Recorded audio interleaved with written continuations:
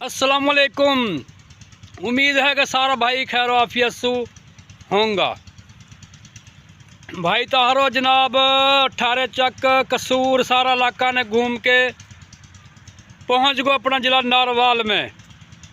और राती हमने पीटर चला दियो है क्योंकि हीन फसल में ओढ़ लग रही, स्टालो बीज राख हवा में ओढ़ लग रही। देखो ये साग भी जो हो जो प्याली पहले ना दिखाई कि पानी सुमरगी मूंजी, ये वही प्याली है। या मैं छट्टो मार दियो साग को। और साग देखो कैसे मलूक होए हुए हैं जी। ये देखो कैसे मलूक साग होए पूरा वीआईपी। तो चाहे भाई आके ले जा सके है। अभी साग हो तो गयो, अभी मंडी को पता ना कहाँ रेट शेट होएगो। ले जाके देखेंगे मंडी में कहाँ भाव बिके, फिर अगली बात हम लोग फिर बताएंगे इंशाल्लाह। बाकी साग तो होगो छट्टा को चंगो। अल्लाह हाफिज़।